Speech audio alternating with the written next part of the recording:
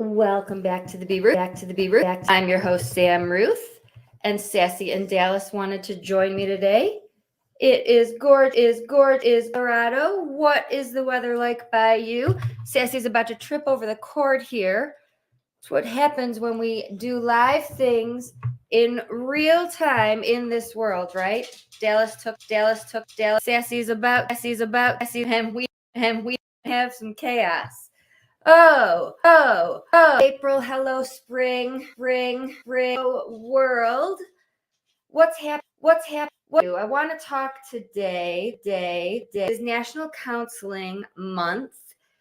And over the last week, I have had different people ask me about them in different ways. And so I want to talk about what counseling me, what that looks like, because I have had several conversations with people about the fact that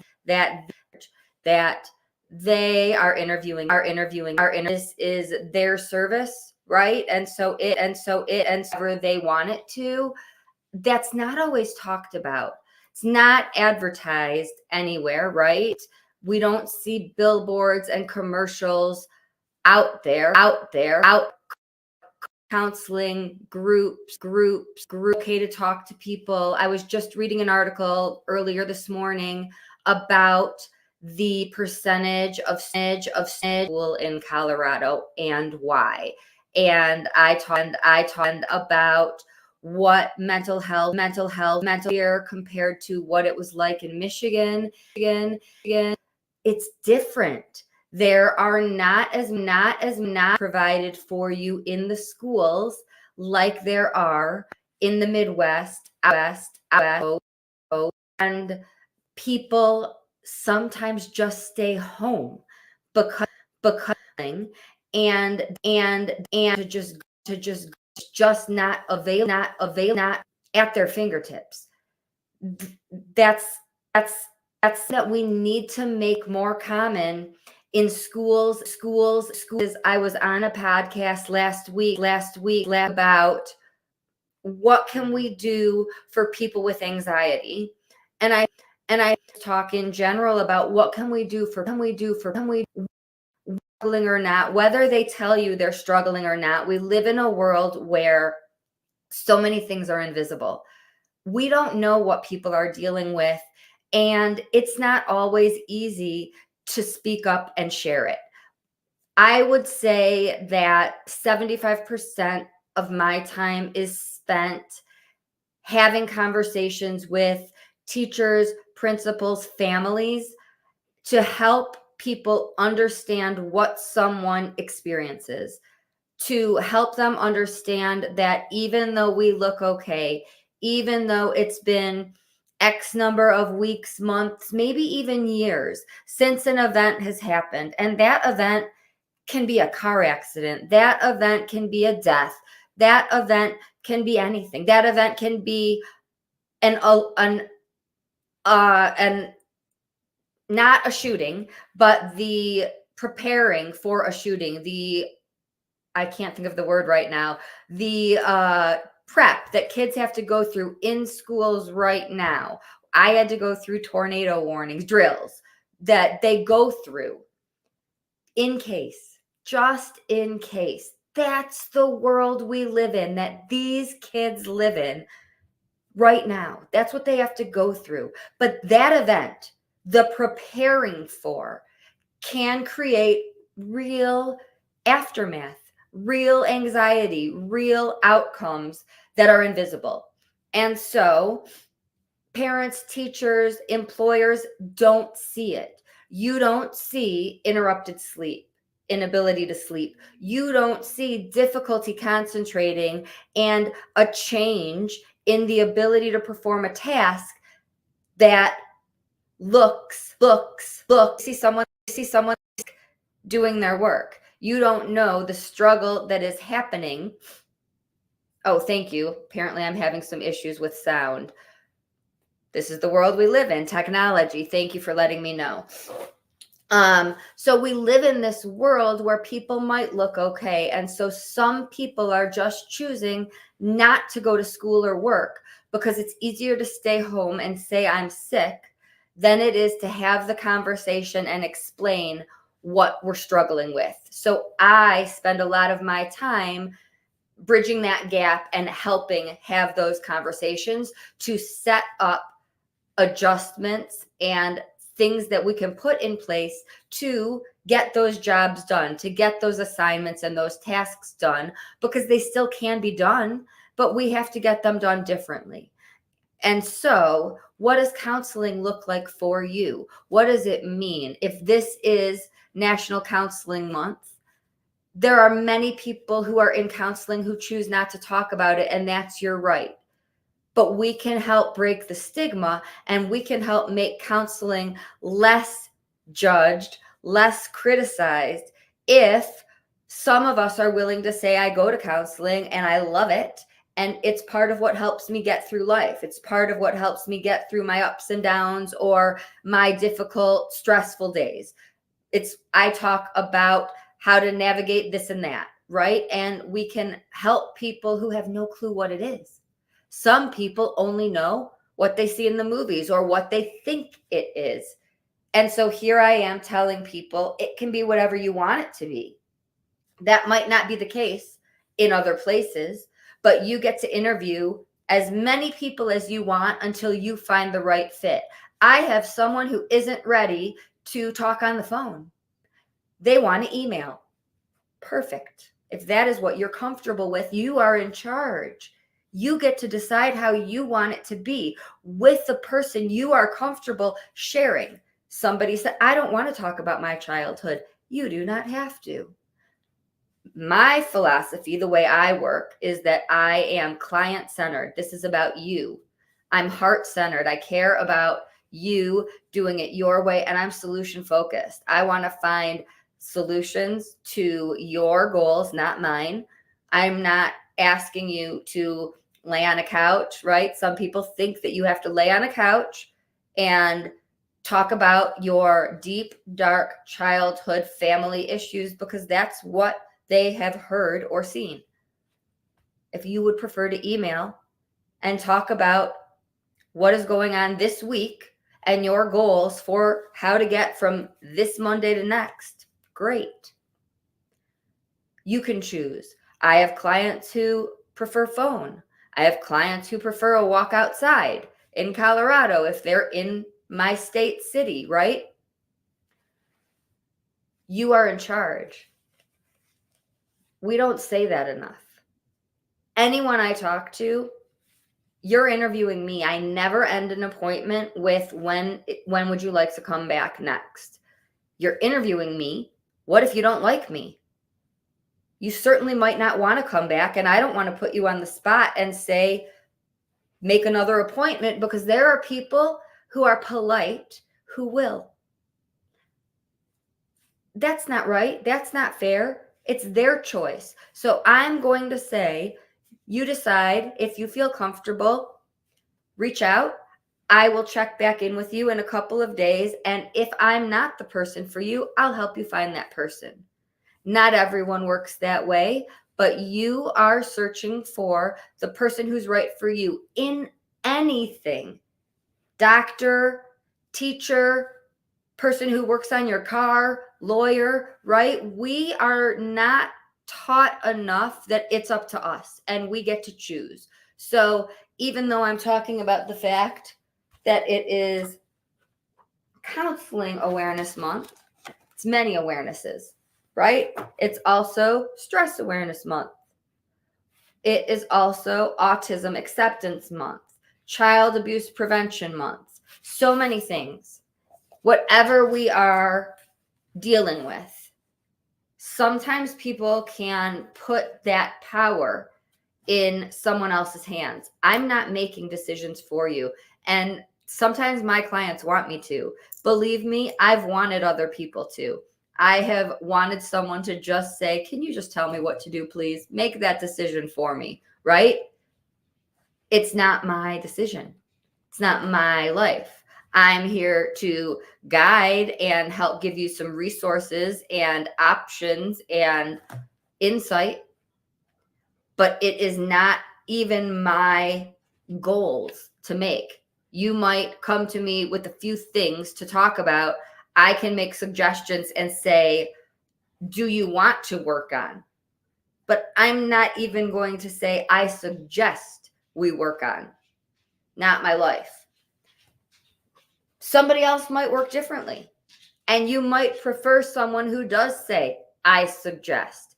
There might be a point that I would. If there's something glaring in my face, once we've gotten to know each other more, I'm not going to let something important slip by. But it is your time, your life, not my goals. And there are times I might want there to be a goal. I have sat back and watched people stay in unhealthy work environments longer than I would have liked them to. They were unhappy, right? They have to figure out their life, their path, right? They do. I can see that they might want something different before they see it.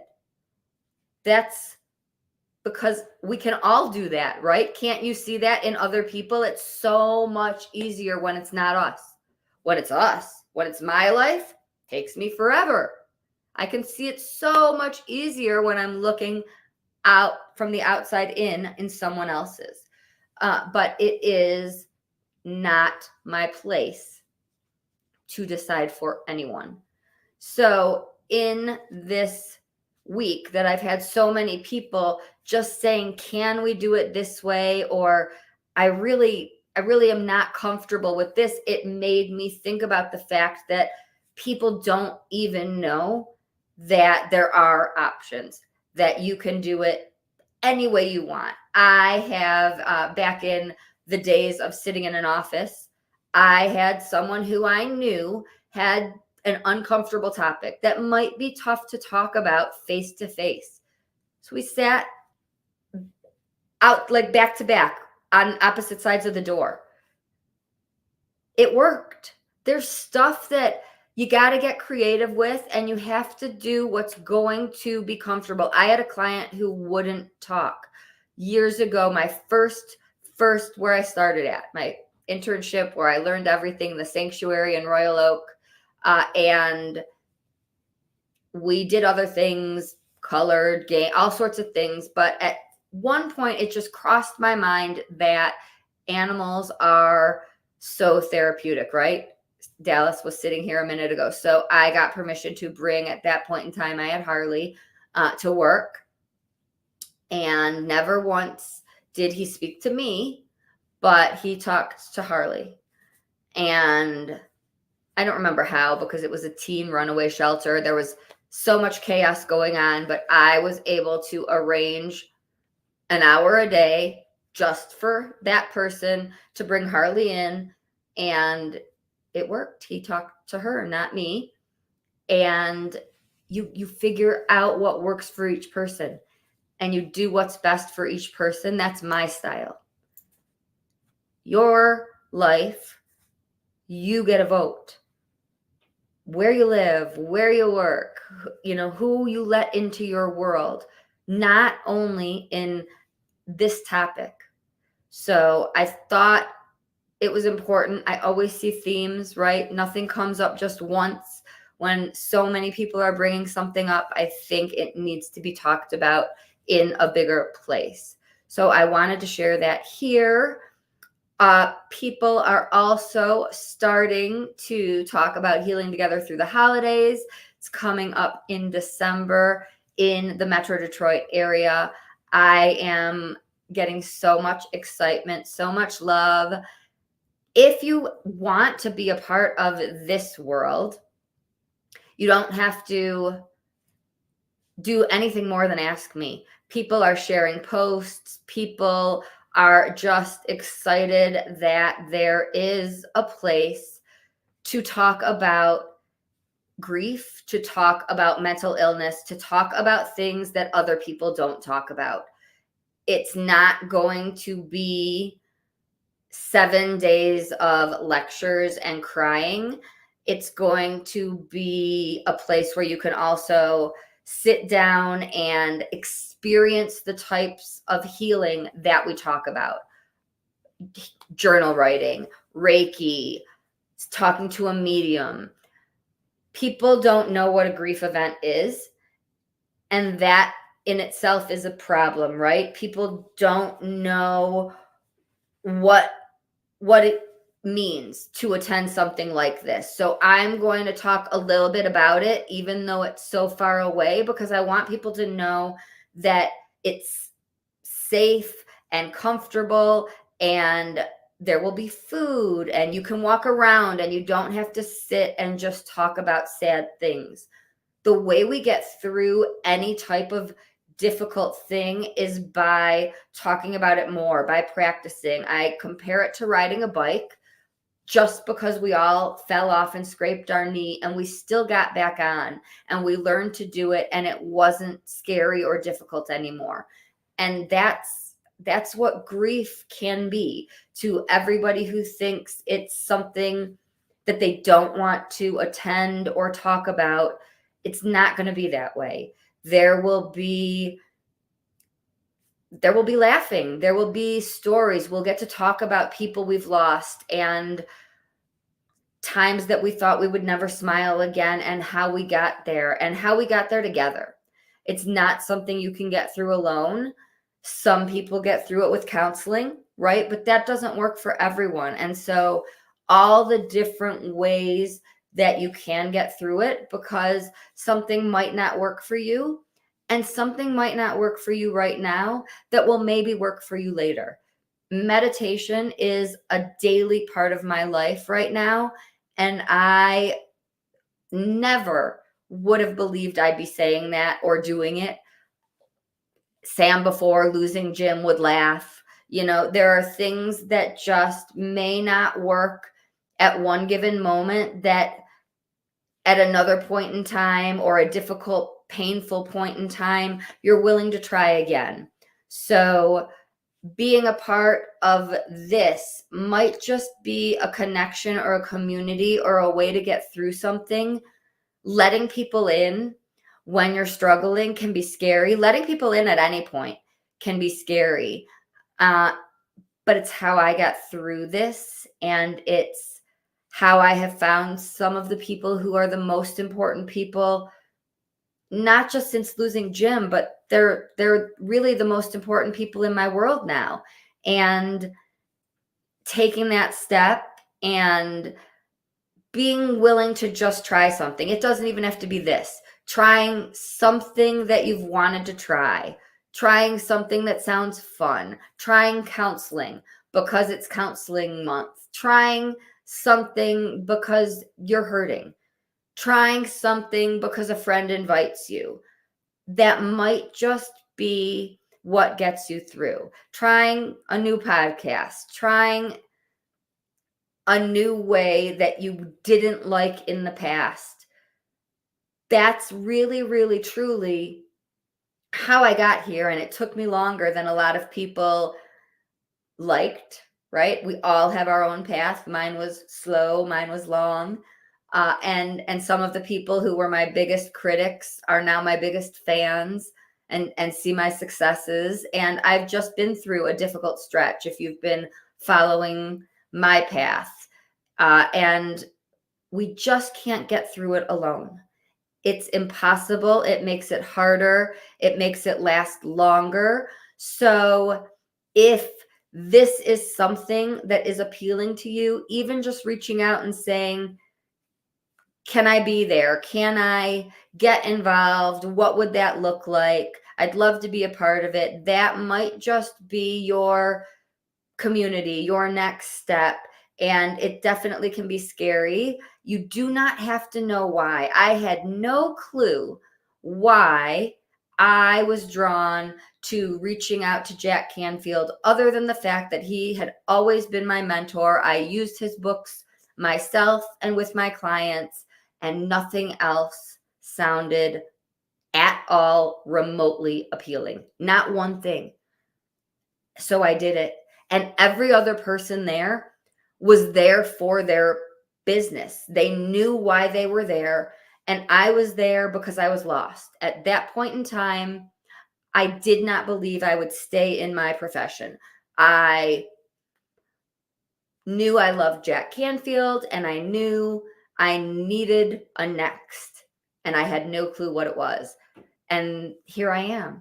These people became family. They lifted me up while I couldn't keep myself up. And I found my way. They helped me find it. And who knew that I would be here? This podcast didn't exist. Grief Hab didn't exist, right? So you don't have to know why. It just has to feel right, and you follow that. Again, that is something I did not live by. I laughed at that. That was unfamiliar to me. That is how I live now. It's an integral part of who I am and how I live. I was just getting by. I was just surviving. So, can I be a part of this event? Can I join the pottery club? Can I go to this sailing group? Anything that feels right, that might be your next. So follow that feeling, and that is your guide. And you don't have to know anything more than that. Trust the invite, trust yourself, trust the feeling, tune out all the noise. It's everywhere. Remember, my people were telling me to speed it up, hurry up, get back to work. Had I done that, I wouldn't be here. So thank you so much for being a part of my journey, my world, this community. And until next time, always be ruthless.